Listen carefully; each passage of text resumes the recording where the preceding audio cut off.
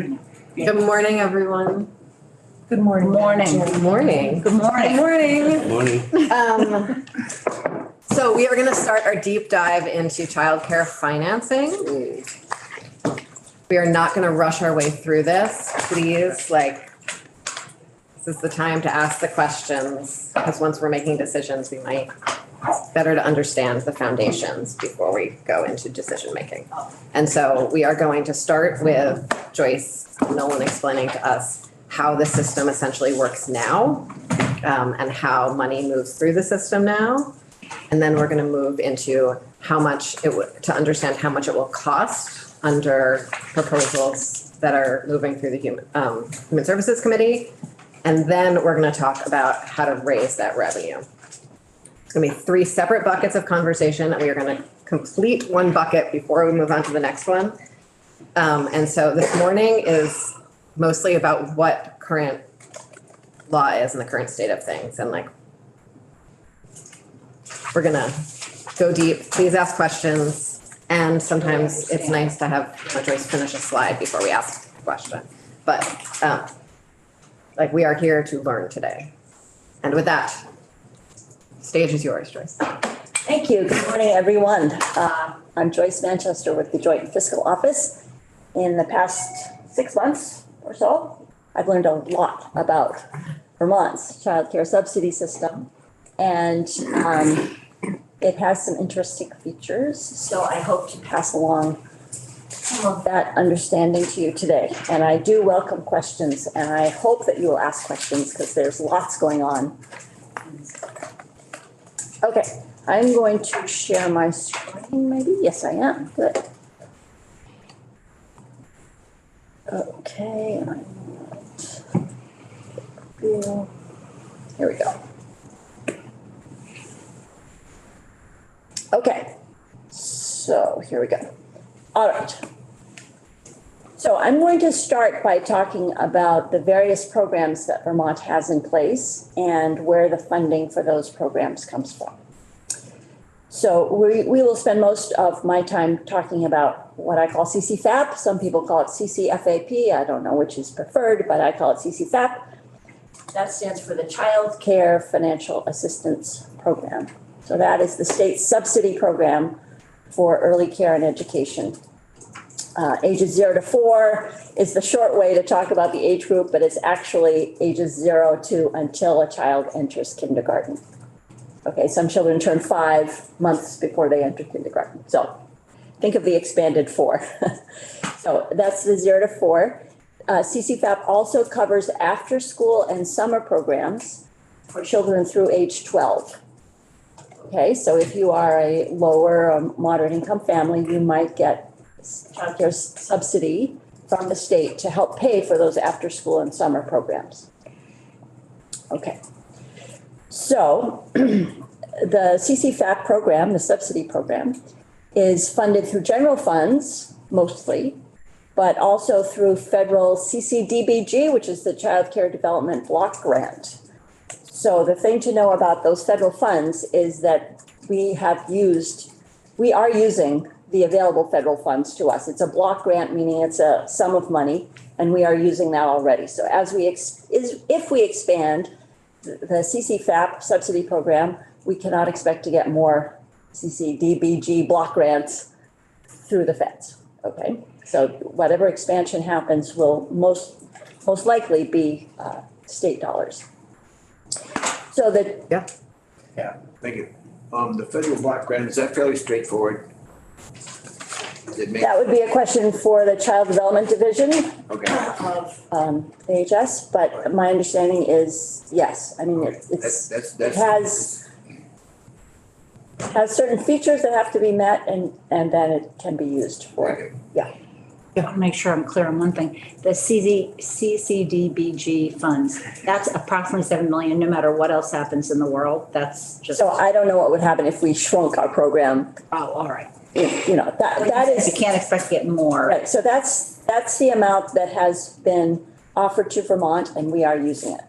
And the last question is 0 to enter K for childcare, and then after school and summer is 0 to age 12 or what age to age 12? I got Well, up to so the age 12. CCFAP program is said to cover children ages 0 through 12. Oh, okay. So any of these children could be full-time, they could be part-time, they could be Okay. extra time. All right. We'll see all that in a few minutes. Yes. I have a question too. So does that mean that we are already spending 55 million in state money? If we're getting 7 from the feds, we're already spending 55. Yes, again, that detailed question would be for CDD, but that's my understanding. Okay, Yeah, lumped together, we're spending 62.75 million. thank you. Okay, another component of the whole age 5 early care and education system is Vermont's Universal Pre-K program, which is Act 166. That currently provides mandatory, well, not mandatory, but every school district must offer 10 hours a week at approved programs. Some school districts offer more than that. And I'm not the person with all those details, but Julia Richter in our office has some data on school districts that are offering more than 10 hours per week. And according to AOE, Education, Vermont is spending approximately $62 million on that program out of the education fund. Okay, so those are the two big programs. We do have other programs that come out of the state's education fund. One is called Essential Early Education, or EEE, and that provides special education for pre-K students. That's state funded. Then we have other federal funds, including Head Start, which you've probably heard about, that provides pre-K programs for 3 and 4-year-olds who come from lower income families. And we also have Early Head Start, funded by the federal government, that provides 0 to 2 special programs, again, for lower income families with children who need special help, identified at an early age. Does Head Start and Early Head Start go, is that a grant to the state that then is? I know there's a Head Start coordinator that sits at CDD, but how does the money flow? That's a question for CDD. Okay. Yeah. And of Yes, course, sorry. oh, sorry. Hey, on the, Joyce, on the approximately $62 million education fund, is that just money that's paid to private providers, or does that include the services that are being provided in public schools? I believe it's both, but that's a question for Julia. Okay, great, thank you. She's listening, so. Oh, okay. She's gonna join us after Joyce. So, that's the other thing I didn't explain about sort of the game plan here is that Joyce and Nolan are gonna talk about sort of what's under current law in early ed settings. And then because we have developed this split system, Julia will then come and talk about what's happening dollar-wise under pre-K. And we'll sort of continue that as we go through the 3 segments with Joyce and Nolan splitting the conversation with Julia. And now I thought we got reimbursed for EEE. We don't? Reimbursed by the federal government because it's special ed. I am not the expert on that, so that's a CDD question. I'm I'm sorry. pretty sure we get reimbursed. Is that right? That initially we No, pay, but I then we don't know. get. I don't know. I understood it was state funding, but I don't know. Okay, all right, I'll Sorry. ask. Just a question. Okay. Another question. Joyce, I might be jumping ahead, so forgive me. Do you have any data that suggests how many children we're trying to serve in these different age groups? We will get there. Yes, I Great, promise. thank you. I promise. Yes, absolutely. Okay, I just want to mention that we also get meal assistance for children who are in these programs through the federal government. Okay, the state of Vermont also has one-time funded capacity and development grant programs. And those go to both childcare providers and to the early care and education workforce. So those programs are out there as well. And now we'll move to the right-hand side on tax expenditures. Most of you are familiar with the Vermont Child Tax Credit that was new for the 2022 calendar year. that provides a tax credit of $1,000 per child age 5 or younger at the end of the year. The credit is full, $1,000 per child, up to family income of $125,000, and then it phases down between $125,000 and $175,000. That child tax credit is fully refundable, meaning even if you don't owe taxes, you can file taxes and get the full amount sent to you. The estimated cost is about 31.8 million. That's our best estimate right now. In a few months, we will have data from the 2022 tax year. So the tax department knows that we are waiting for data to show us which families are claiming it, and we'll get a better estimate of the cost. Okay, we also have the federal child and dependent care tax credit. So remember, this is for families that use childcare or dependent care.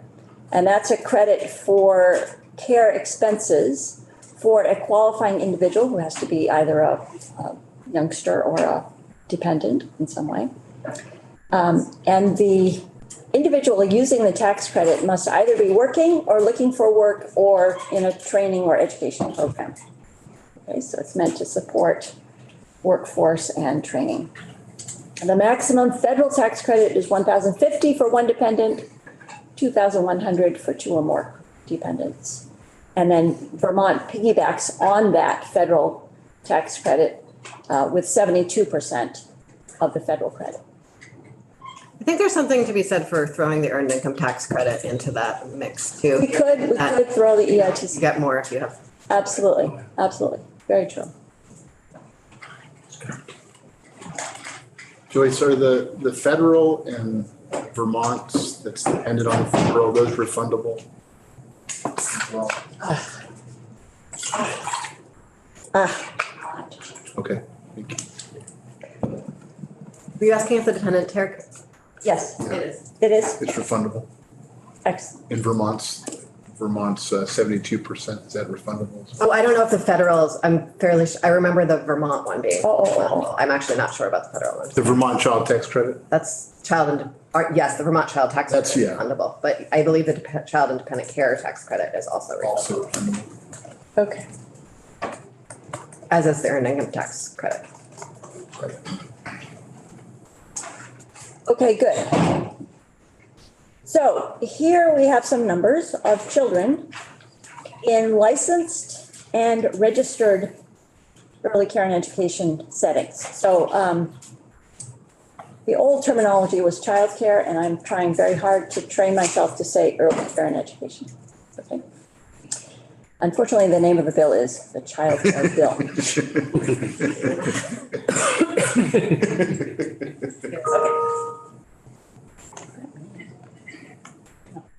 Okay, so first let's look at types of providers. So in the state, we have, or this is as of last fall, we had 99 public pre-K programs. And remember, these are at least 10 hours per week and for 3 and 4-year-olds. So 99 of those. We have about 314 licensed childcare centers, and that's where most of the children are, right? If you look at all the numbers together, most of them are in licensed childcare centers. We have licensed family childcare homes, about 21 of those. It's hard to meet the standards for licensed family childcare homes. There are staff to children ratios. There are many requirements about what kinds of facilities you have, what education the staff has, and all that sort of thing. Those can serve more than 10 children, but again, there are ratios of staff to children for different ages and so forth. We have about 290 registered family childcare homes. So many, many more of the registered childcare homes. So that's probably what you think of when you think of family childcare homes. Those facilities are limited to 10 children, no more than 6 under 6 years old, and then 4 who are school age and presumably part-time. We have 76 Head Start programs, which can occur in licensed sites and home-based services. So those are scattered around, and they have to be higher quality programs that have been approved for Head Start. Can you go over this difference between the licensed childcare center and the licensed family childcare home? Right, so the family childcare homes is generally in a home. And it's a much smaller program. It's a maximum of 10 or a few more if you're licensed. Wait a minute, which was that again? The family childcare homes Is- are smaller programs, absolutely smaller It programs. says can serve more than 10? Yeah, but it's like 12 or, Oh, you know, okay, it's not a whole lot more. okay. Just a comment, Joyce, I remember when several years ago, when the legislature went through home care license, there was considerable discussion and pushback.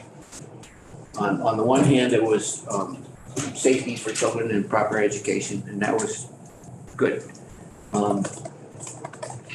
We do, I think we lost some capacity at that period Absolutely. of time, and that was concerning to me, even though I wasn't close to I wasn't in committee, that kind of stuff. So I mean, that's out there in my Absolutely. head on where we are these days, so.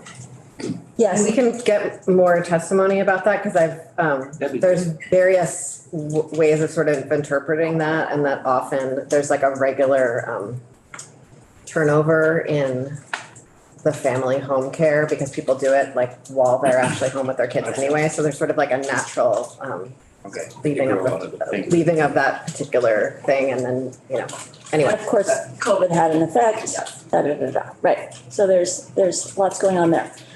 Yes. So in September of 2022, CDD, the Child Development Division, asked early care and education providers to tell them what is their desired capacity. Okay, so this does not say they have this many slots. This says this is the number of slots they would like to have. And they may be constrained by staff shortages. In fact, they probably are constrained by staff shortages. But here we are. So we have about 2,900 infant slots, about 3,200 toddler slots, about 11,000 pre-K slots, and about 11,000 school-age slots. Okay, so that gives you an idea of the capacity that was existing as of the fall, about 28,250 total. Okay. So here's the statistic that says the total reported capacity is about 11% below the level reported 5 years ago. Now, you have to remember that the number of children has also decreased over the last 5 years, but can I say less than 11%? I can't say that. I probably should check that comparison. And the other interesting thing is, where are the shortages, right? And of course, you may be familiar with the Let's Grow Kids study stalled at the start that does try to match up capacity with geographic areas and where the kids are located. Scott, did you have something? I do. If a child is participating in a public pre-K program, let's say it's a half-a-day program, which is, I think, sort of common, are they still eligible to receive a voucher to go to a private provider So for the hours that they're not in public pre-K? So it's not a voucher, but they are eligible to receive, the family is eligible to receive CCFAP, the state subsidy program. And we'll see in just a minute how they define full-time and part-time. I think the cutoff is 26 hours. So if a child is in an early care and education setting for 26 hours a week, Yeah. CCFAP will reimburse that provider at the full-time rate. Why do you say it's not a voucher? So the payment goes directly to the provider, and the family makes a contribution that also goes directly to the provider. So the family applies for a benefit, and they are told your family contribution based on your income will be X dollars per week. So that's the family contribution that goes to the provider, and then CDD pays the provider directly for the remainder. We'll talk about how those They pay in rates the are remainder set. of CCFAP, CCFAP's but reimbursement rate. no universal pre-K. No. Okay. Well, okay. So it is also true that some private providers are allowed to offer private pre-K if they are higher quality providers. Right. And then they get paid by the state or by the school district. I'm not sure which. That's right, yeah. So that's my That is a question. voucher. That is, yeah. So that's my question. So if somebody's in a half-day public pre-K, and then for the second half of the day, they go to a licensed childcare Right. center, say, They can do both. so that they can still, the district can still send pre-K money to that provider. My understanding is you can only enroll in one. Okay, that's what- So the UPK program is specific. And so my childcare center, for example, 10 hours specifically designated of that week are the UPK hours. Yes. And then and you can't enroll in two UPK programs. You like fill out the paperwork with your SU and you designate. Right. So that's my question, is you can't, so if you're in a public pre-K, then you're not eligible for the universal pre-K payment to a center. Correct, Okay. correct. all You right. get 10 hours a week. Okay, that's what I was just trying to Okay, flesh out. sorry. Okay, thank you. Representative Sims. No, I got it. Okay, and then Representative. So if a person is, or a family is using CCFAP and you sort of designated like they have to pay a portion and CCFAP pays a portion, is that equal to the market rate for what that person would pay if they were making $300,000 a year? Not necessarily. So, some early care and education providers charge extra on top of the set CCFAP reimbursement rate, and that's called balance billing. So in many cases, the childcare provider would bill the family for the extra. We have been told that some early care and education providers would not bill families under a certain income threshold because they know that they probably won't get paid. But they do have the opportunity to be made whole if they so choose. Yes, they can bill the family, yes. Or So much. So, for instance, I had full subsidy when my child was young and I paid cash each week to my childcare provider, but that's not consistent throughout the state. And we can learn more about sort of the patterns of that from CDD if we need to. I think right now we just want to sort of understand the big picture flow of money. Representative Sims, Representative Odie.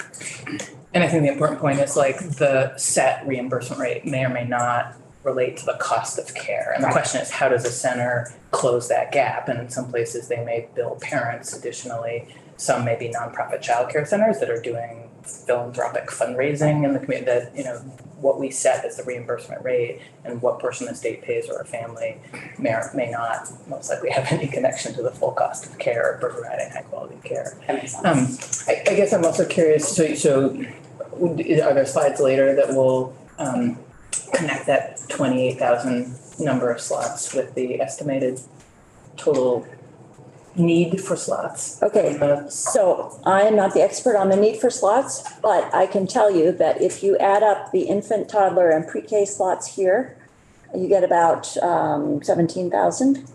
And we know, according to census data, that there are about 27,500 children between ages 0 and 4. And in my head, I just move up the 0 to 8 weeks or 12 weeks, and then I move up the 4-year-olds to be 5 for a few months. So 27,500 versus about 17,000 slots. And not all of those children would need care, but at the end of the slide deck, I have a slide that talks about the labor force participation rate of parents, moms, for this age group. So it's pretty high. It's 83, 90%, depending on what you look at. And is this counting any slot or do we have an equalized people where where the full-time slot? So there may be an infant slot counted in that 2,914 number, but it may only be, or it might be a, 9 to 2:30 slot, which may or may not align with the workforce needs. Again, that may be a question for CDD. So I would hope that CDD would ask for full-time slots or full-time equivalents, right? I don't know that for sure. Representative Odie. This is probably not a question for you, but I will say, this is, I would like to have some testimony to be sure I understand how the healthcare system is working, because this sounds a little with the CFAP reimbursement rate and the remainder billed to a family or not, and maybe fundraising, maybe bill some families more than others, like other things that we're doing in healthcare or that don't work out. Anyway, I don't think I understand your question. Well, it looks like, well, I just want to make that statement. So I think you may be referring to the market failure that says that childcare providers need to earn a wage that reflects their training and responsibilities. Yeah. And experience and so forth. Families are generally at the earlier stage of their earning careers and they can afford to pay only so much because their incomes are limited. So we have this mismatch between what should be paid to the providers and what the families can afford to pay. So that is the mismatch. That's the supply and demand mismatch. And that is why we have a shortage of early care and education opportunities for families right now, right? You talk to providers and they have many, many families on the wait list. And that's why we're here. spending all this time together. All right. Okay, let's keep going. Okay, so now I'm going to talk more detail about how the CCFAP program works and how the family's contribution is related to income. And it's not just income, it's income relative to federal poverty level amounts, okay? And the thing to know about federal poverty level is that it's tied to the size of the household or the family. So we're going to see that in just a minute. All right, so currently the CCFAP program expects families with income above 150% of federal poverty level, I'm going to shorten that to FPL, I hope that's okay, to pay some or all of the early care and education tuition, okay? So 150% of FPL is $37,290 for a family of 3. And an interesting fact about CCFAP is that they do not have families of 2. So CCFAP says if you are a single parent with 1 child, you get treated as if you are a family of 3. Okay? All right, so a 2-parent family with a child would be a family of 3. A single parent family with a child is also a family of 3. And if you're a single parent with 2 kids, you're a family of 4, or you I stay believe- as a family of 3? So I would want to check that with CDD. I believe you're a family of 3, but I don't know that for sure. I feel like I've heard from constituents around concerns around income eligibility. Do you think they moved Family to of 4? You don't know? I mean, I think, and you're have different income expectations. Okay, and just for reference, the federal poverty level for a family of 4 is at 150%, is 45,000. So that gives you an idea. So families with income below that level would have no copay. So their reimbursement to the provider would come directly from CDD to the provider, 0 copay for the family, unless the child care provider is charging that extra amount, the balance billing. Okay, so then moving above 150% of FPL, there are bands of FPL that go by 25% chunks, okay? So in the first chunk, just above 150% FPL up through 175% FPL would pay $25 a week. So that's the family contribution that they pay directly to the child care provider. And then just above 175 FPL through 200% pays $50 a week, and so on. And you keep going up the scale until you reach the end, which is 350% of FPL. And above that level, the family pays the full amount. So the 350% FPL level is $87,010 for a family of 3, and $105,000 for a family of 4. Now, the CCFAP reimbursement rate. Okay, maybe I should step back one minute and talk about the STARS rating system. Okay, so CDD goes out and looks at every center-based facility for education and ranks them according to a 5-star ranking system, 1, 2, 3, 4, 5. And it's based on lots of things: physical, environment, education and training of the staff, of course, the child staff ratios, curriculum, all sorts of things, okay? So the governor's proposal, you may recall this year in his budget proposal, was to say, okay, the STARS system is good in that it looks at the quality of childcare centers, but the fact that we are tying reimbursement amounts to that quality rating is holding back lower quality, maybe holding back lower quality providers from having the wherewithal to increase their quality, right? Because we are paying them less per child, and therefore they may not have the money to invest in the staff or in the facilities or whatever to increase their quality. So the governor's proposal was to say, we will continue to rank childcare providers, 1, 2, 3, 4, 5 stars, but we will pay everybody, we will reimburse everybody through CCFAP at the 5-star level. So going forward, every center would get the 5-star reimbursement rate regardless of their quality ranking. Okay? And in the Senate proposal for childcare, they adopted that system. CDD is very much behind it. And so what I'm showing you is 17,250 is my very simple average of an infant, toddler, and preschool amount coming from CCFAP. So this is sort of an average 0 to 4 reimbursement rate going to the provider for each child in full-time CCFAP. Yeah, the reimbursement at the 5-star rate is quite different, I think, than where we were several years ago. In terms of this discussion, who's qualified, who gets paid, home, family, Can you speak on the policy reason why? No. Okay, thank you. No, that would be a CDD question. As I said, I'm a newcomer to the early care and education world, so I don't know the history. But what I can show you is the current reimbursement rates, which is on the following slide. But And my question doesn't contradict. right. I It all understand. makes sense, it's just. Yeah, you remember, yeah. Thank you. My understanding is that like the cost of care for infant and preschool are pretty different, so I guess I'd be curious to see that total 5-star reimbursement rate by type. Here you go. But Yes, the total, but like, yeah, I mean, I appreciate you doing the math, sort of yes. the annual reimbursement. Yes, so what I'm showing you on the screen now is the current, effective as of July 3rd, 2022.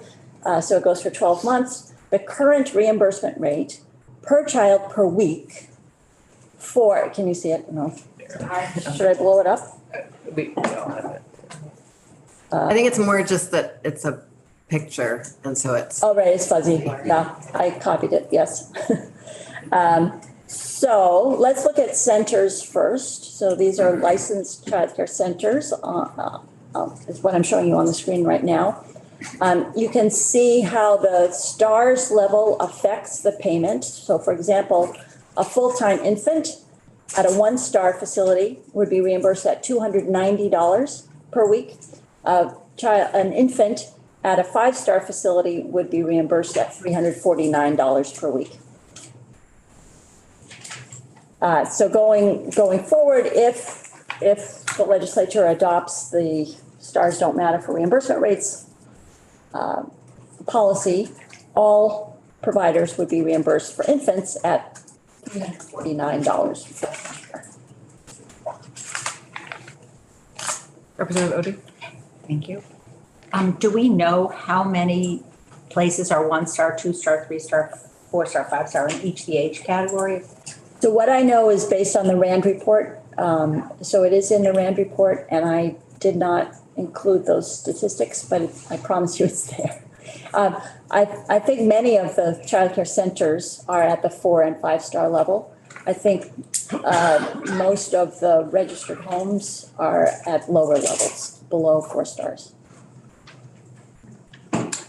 This is probably also in the RAND report as well, but It'd be great to maybe have some testimony about how these rates align with the cost of care and Ah. knowing. That's the next presentation. Okay, great. So we'll talk a little bit, that's coming, okay. Okay, so you can see for infants, there are three categories: full-time, part-time, and extended time. Some childcare facilities are open more than 10 hours a day, you know, evenings, weekends, whatever, not very many, but a few. And I'm scrolling down here to show you important definitions. So full-time weekly means 26 to 50 hours a week. Part-time is 1 to 25 hours per week. And then extended time is more than 50 hours per week.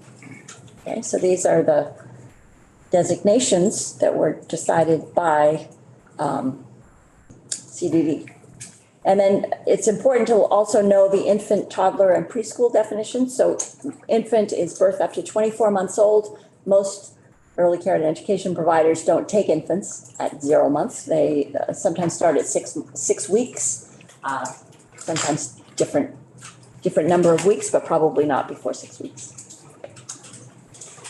I'm curious what happens with the, for lack of a better word, like red-shirted kids who are older than 5 but still in preschool because families have made a decision to delay kindergarten a year. Right, so my understanding is that we had to be very careful writing the bill in the Senate to say children 0 through 4 years old or not yet enrolled in, or not yet attending kindergarten. I forget the word, but it was to capture those 5-year-olds who were not yet in kindergarten. Yes. So you said until 4, but did you mean? When I say 0 to 4, I mean until they are in kindergarten. Yes. Inclusive of 4. And Absolutely. 5. And some 5s. 5. Some 5s. Yes. Okay. Yes. That's who we're not in K.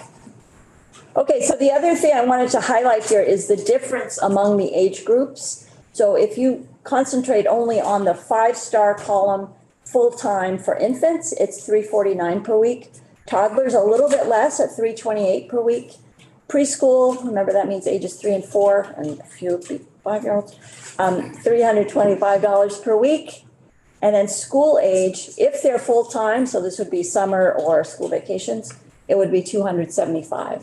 And that probably does not reflect, well, I'm quite sure it does not reflect the difference in the actual cost of care. And we're going to see some numbers from the RAND report that better reflects the actual cost of care differentials in a few minutes. Okay, and just to complete this slide, on the other side, we have registered homes. So this is family child care homes. And you can see across the board, the reimbursement rates are lower. Infants, full-time, $225 per week versus $349 in centers.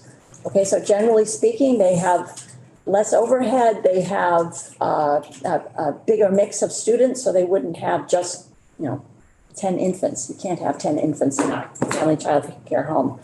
And so the staff to children ratio would be different. And so that accounts for some of the difference in reimbursements. So toddlers, 211 full-time, preschool 210, and then school age 200. Okay, so there are differences in reimbursement rates.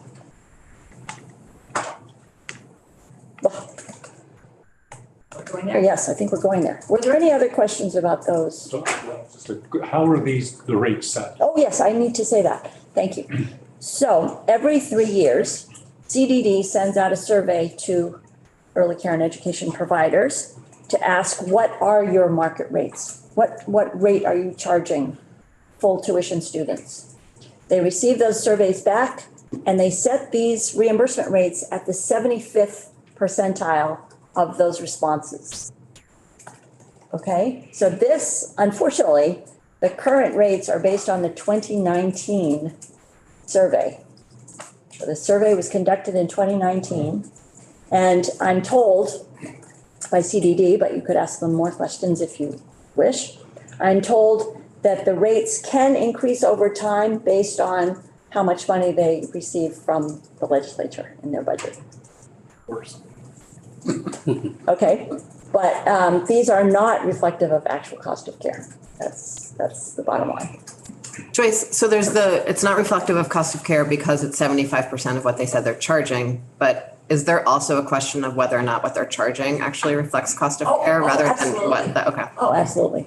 Yes, and the fact that they can't hire staff, sufficient staff, is reflective to me that the market works, right? People choose other employment if it's not worth their while to be in the early care and education settings. Yeah. So there's this tension between what the market can bear. Many childcare providers will say they don't want to go higher because they know their families are struggling already to pay childcare bills. But at the same time, they would like to pay higher wages to their staff in order to offer good care and more slots. Representative Anthony and then Representative. Is it fair, Joyce, to put two things together that you said, namely the columns relating to 3, 4, and 5-star quality level are robust? There's lots of In the center. questionnaires.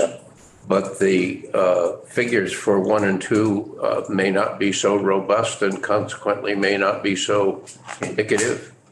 Yes, and this would again be a question for CDD. I do Okay. not know precisely how they would set the rates for 1 or 2-star centers if they have only a handful of, well, they would have more than a handful. Remember, there are 391 or something providers, so Okay. there are a number of providers, but I don't know how big their sample size is. Okay. Do you know anything about how the UPK requirements around licensed preschool teachers kind of affects the workforce and the cost of care kind of dynamic? What I know is that centers have to be 4 or 5 stars in order to offer publicly funded pre-K at their facility. I know that there are educational requirements to be 4 or 5-star.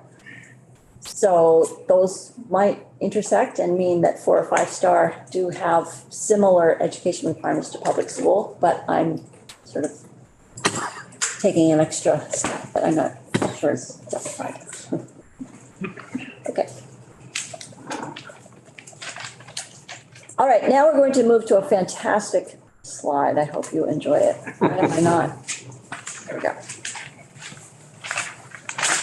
Yeah, we're full. Okay, good. Okay, now, I'm going to try to walk through this slide slowly, but if you have questions along the way. I had such fun making this, and I finally found out how to do it. Okay, so I am trying to show by family poverty level on the x-axis, on the horizontal axis, what is the share of family income that's expected by CCFAP?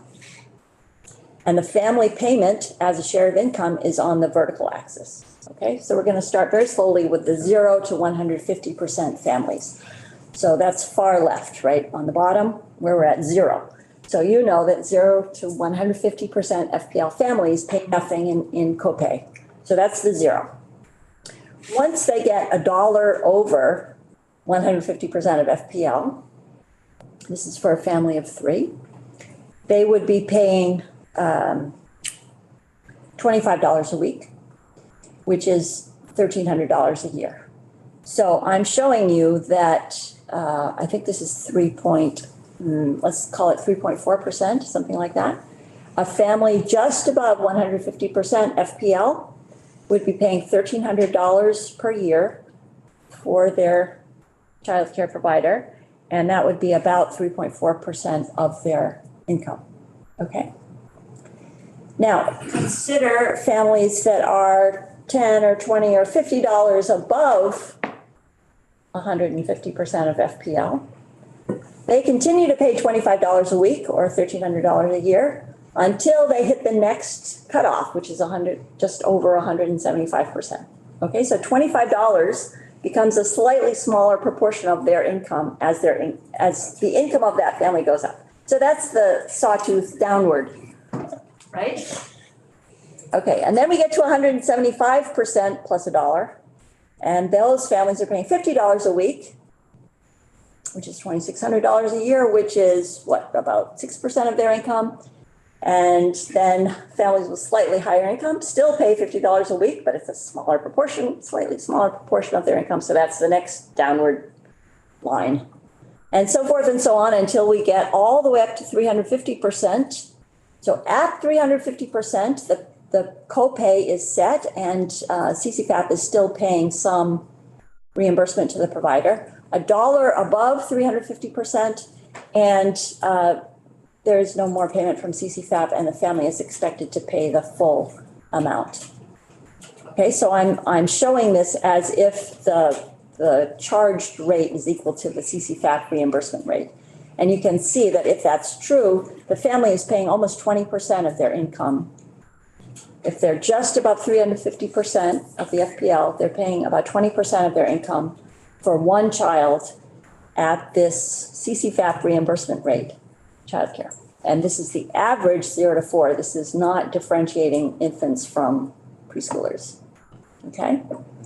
For reference, the very last page of yours has an FPL chart. So if you want to know what the different FPLs, it's on the last slide. I've also got the family of 3 income amounts below the FPL amounts on this chart. You can see 200% of FPL is 49,720 for family of 3. Ellen, will you identify yourself? Oh, for the record, Nolan Langlois with this one. Representative. Not to get into the weeds, but just to go back to that, like single person, so this family of 3 could either be 2 income earning parents and 1 child, or a single person and 1 child? Yes, and Nolan very nicely checked with DCF or CDD or someone over there to find that a single parent with 2 kids still qualifies as a family of 3. Family of 3. So adding that second kid would not reduce the family contribution for the single parent. That seems Which seems insane. And can someone help me figure out whether treating a single person with 1 child the same as 2 earners with 1 child is fair or not? Having the same sort of. right. So the federal poverty level defines income amounts by family size, right? So according to the feds, a single parent with 1 child would be a family of 2, and they would be looked at as a family of 2. Maybe we should go to that. Next. There we go. Wow, we got a lot of fun coming. Oh no, I start with family of 3. There's a chart right there on the wall. Yes. Oh. Yes. So the idea was to help the single parent with 1 Does child. it? Okay. Yes, it absolutely does. It works my brain. It helps the single parent with 1 child. The unfortunate thing is that when that single parent has the second child, they don't drop down in the federal poverty percentages. Okay. And I mean, just by definition also, the 2-parent household with 2 children has the same problem, from what you just said, I believe. I don't think so, because the family of 3 becomes a family of 4, and you can see Okay, on this chart. I missed that. Right. You can see on this chart that at 150%, the cutoff is 37,290 for a household size of 3. And the cutoff for a household size of 4 is 45,000, Okay. right? The idea is that it takes more income to support a family of 4 than a family of 3. So that's why the differentiation. No matter how many people are in the family. Sorry. And more energy. 2 parent and 1 kid is also 3, right? Okay, good, thank you. All right, so now we're going back to where we were. We were here, oh no, we were here. Okay, so the other thing I wanted to point out on this picture is that I've tried to highlight the 10% line because Act H171, which became 45? Act 45, maybe, specified that no family should pay more than 10% of their income for early care and education. And you can see that, And was that the act that commissioned the Rand report and sort of sent us on this journey? yes, yes, absolutely. So you can see that for families above maybe 250% of the poverty level, those families are paying more than 10% of their income for childcare. And the spike, let me just talk about the spike for a second. The spike at 350% is sometimes called the benefit cliff, because at that point, you're no longer eligible for CCFAP, and so you're paying full freight, which means that bang, your payment goes up. Okay, any questions further about that? You're going to see more of this kind of chart, so, I better ask. okay. After 350, why isn't that straight line going down instead of the curve? Because, so I'm using 24,000, no, I'm jumping ahead. I'm using the current reimbursement rate, which is 17,250 on average. And I'm looking at incomes along the horizontal axis that are slowly growing, right? Yep. So those families are all paying, according to this analysis, they're all paying 17,250, and it's just becoming a smaller proportion of their income as their income grows. And it's not linear. It's not linear. Okay. In part because of the way the FPL, right? This is linear in FPL amounts, the 400, 600, 800. Yeah. Right? So the income between any 2 points here is growing faster as you move out, right? So that accounts for that. Oh, okay. All right. So it looks like you have to have income of somewhere around 175,000 for a family of 3 to get back below 10%. Yes, at about 700%. Mm-hmm. Awesome. Okay, good? So, one last thing. For the 350%, what is the income there? We zoom back here. 350% for a family of 3 is $87,010. Thank you. I don't want to be there. No. Okay, here is where I was supposed to talk about the governor's proposal that would decouple the CCFAP reimbursement rate to providers from the STARS rating system. We all already went through that, yes, so that all providers would receive the 5-star reimbursement amount if this proposal is accepted. All early care and education centers would receive the 5-star amount, which is about 17,250, based on my very simple average. Okay, this is not precise by any means. So that's the average of the infant, toddler, and preschool amounts. The home-based care providers this fiscal year would receive 11,258 per CCFAP child per year. Again, that's my rough average. And just to let you know how that compares to the RAND report, which looked at the average cost per child of high quality care at centers, that high quality cost would be about $28,100, or about 63% higher than our center-based rate of 17,250. Okay, so that's an indication of how far off we are from actual cost of care for high quality early care and education. Okay. Yeah. Is there any data to support the underlying supposition that the higher, or the closer, I should say, of reimbursement to the actual cost, the more investment in the quality of care results?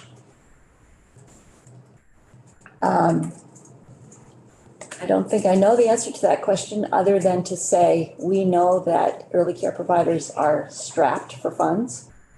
If they had more funds, they would pay their staff more in order to have sufficient staff of sufficient quality. They would improve their centers in order to attract more families. Right now, the problem is they have too many families wanting to get in and not enough funds to take care of the pressing needs. So that's the best I can do. There may be research out there that absolutely supports that point of view. I don't know of it. It may be in the RAND report as well, but I can't recall. Representative Odie, Representative Brannigan. I just want to say something. I don't know if it's a question, but if we don't use the stars for anything other than here's what we want you to be at, here's a quality that we'd like you to try to attain, then bad actors, people who actually don't say, well, I really want to do what's best and pay people more and so forth, could do things like increase, but they could do things like not improve, take more time off, do things that would increase their profit, not increase quality, and just milk the system. I can say two things. One is that they might not be licensed, right? CDD might not even issue them a license if their quality is bad enough. Secondly, the Senate was very worried about that problem, and their response was to institute some incentive payments that would be separate from the regular CCFAP reimbursement. And their approach would say, if you as a childcare provider moves up 1 star in a year, you would get an extra payment through CCFAP. If you are already a 5-star provider and you continue to be a 5-star provider, you would also get an incentive payment each year. So that says we're offering you incentives to move up and to stay at very high quality. So that's one response. And I think there are a lot of sort of policy solutions available to, do that. And the RAND report contains a few of them, and the Human Services Committee is working on those. Absolutely, yeah. Oh, sorry, Representative Brannigan, and then Representative Sims. My comment was, in my district, a few years ago, 5 or 6 years ago, there were several long-term providers of home care who provided Home-based. went out of business. These were women who did not have a preschool degree. Well, what happened was the license and the registration criteria went up. Yes. And they, for whatever reason, decided not to try and meet that criteria. So they went out of business. So that caused a huge number of little kids to be without care. So it came about that there were these underground places that weren't licensed or registered who cared for these children. So, and my assumption was that none of those homes received this payment. Correct. You have to be licensed or registered in order to get the CCFAP reimbursement. And I got tons of phone calls, even after I took 4 years off, that I wasn't serving here. Even during that time, I got tons of phone calls from parents who were panicking because they had no place to put their child. So they were forced to go to these underground, I'm calling them underground, nobody else does, but places that weren't licensed, weren't registered, and had no supervision. Probably the kids were okay, but maybe they weren't. We don't know. Exactly, yes.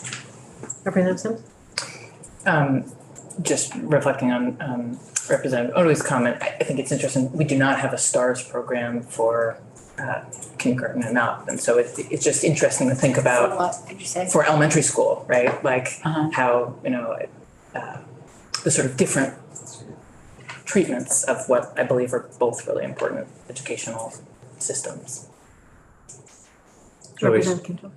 according to this, we're gonna decouple from the STARS rating system, but yet we're gonna utilize it for the extra benefit? Yes, that's correct. So the STAR system would stay in place. It's just that the reimbursement rate from CCFAP would not be tied to the STARS. Where's the extra incentive money gonna be from? Well, in the Senate bill, there's a pot of money that's designated as the incentive payments for CCFAP. Okay. Nolan, sorry. If I can add, because the Senate heard testimony from the DCF that felt strongly about decoupling them, feeling that it was an equity issue in terms of some of the geographic concerns of different areas. So the Senate did take this approach because they felt they agreed with some of the concerns that DCF raised.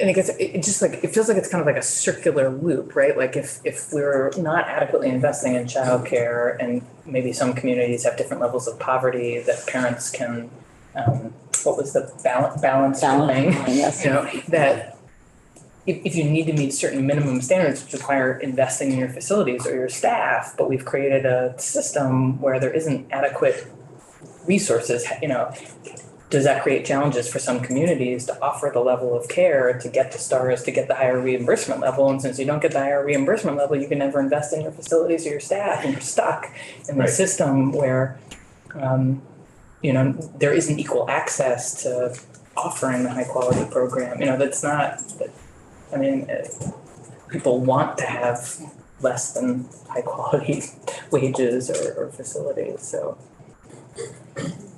I can see how that's problematic. I hear that. And did the Senate talk about something where they would be reimbursing at the 5-star level for everyone and put some of these places on a plan for improvement? And if they didn't improve in a certain amount of time, no more incentive grants, no more nothing, and then they have to stay, and then they lose and they go back. I did not hear that, although CDD has programs in place that help centers improve their quality. So they are in contact with centers or providers that might need help. Absolutely. There are capacity grants, et cetera. And the Human Services Committee is, has, you know, spent many years like focused on how we achieve high quality care and like has been thinking through that. So that's like not something that we're gonna solve in here. Sorry. I was just gonna add that what the Senate did was the opposite, that the equity payment would be, if you're a 2-star and you go up to 3-star, you get a payment. If you go from 3-star to 4-star, you get a payment. If you're at 5-star and you stay at 5-star, you get a payment. So the incentive is on the other end. In the Senate. To move up, always to be getting better. Yeah. Did they talk about technical assistance? But that's not us. Nope. Okay, never mind. Nope. Go talk to a friend on Human Services. Okay, thank you. Yeah. Okay, so. We're gonna take a break sometime in the next few minutes. So just, I'm gonna leave it to you, Joyce, if it makes sense to do it before or after this slide. Or after this slide, but. Let's do this slide and you can mull it over during the break. And then we'll come back and talk about some more features of CCFAP. Okay, so the RAND report was very helpful to JFO and I hope to the legislature in looking at the cost of high quality early care and education. And here are the annual amounts that they say should be reimbursed to center-based care based on the size of the center and the age of the child. Okay, so these numbers I inflated to $2023 just so that we're all thinking today's dollars. So they won't mesh exactly with what you might have in your head. My average that used to be $28,100, you can see at the bottom of the slide, bumps up to about $29,646. Okay. But you can see these numbers are a little scary. If you had an infant at a small center, meaning the center has about 38 children total, infant care at a high quality level, actual cost of care would be about $41,300. Okay, so that is a lot of money. That drops a little bit if you go to a large center having about 116 kids, then the actual cost of care, high quality care, would be about $36,400. Okay. I've got to say, their definition of high quality care is interesting. So, You yes. might want to look at it because it Yes. doesn't, they So- do specify it and it's extraordinary and almost unattainable, I think. So I would just say that based on the evidence, based on the research, the child develops best in a high quality setting, meaning that the provider understands child development and knows how to respond to that child. The curriculum is set, the room is set in the best possible way and so forth. So this is research based. And of course, the Results are strongest for children from low-income backgrounds. But they continue to be strong for all children. So the research says that a high-quality early care and education system makes a difference not only at the time of the small child being small, but also readiness for school, performance in school, and so forth. Yeah, I don't think that, and there's no doubt about that. But, I mean, their definition includes, I believe, that the childcare worker is getting paid on the level of an elementary school teacher plus benefits, things like that, which is why they came up with $500 million. If they have. And they're, for a high quality setting, they are expected to have the same educational attainments, work actually longer hours often, and have, full year, and often have a really higher stress environment in a lot of ways while supporting families in a way that's more robust. So, No, I think, agree, yes. but it is a big shift. It is a big If shift. you look at pre-K, Absolutely. early education. I mean, just to put a fine point on what I hear the chair saying, I know that my center, which participates in the UPK program, has really struggled because we require a licensed teacher, and yet the salary based on the current reimbursement structure that our center can offer compared to the same salary that same teacher with the same qualifications could make right up the road with a very different student teacher ratio and system of support. We're asking folks who have an interest in working with kids at the time when their brain is expanding exponentially to have the same level of licensing and be paid, $20,000, $30,000 less because of the current reimbursement structure. And so it seems like we're asking two things. We're asking high quality care to be provided and having licensing expectations, but not adequately compensating it. And it's such a challenge.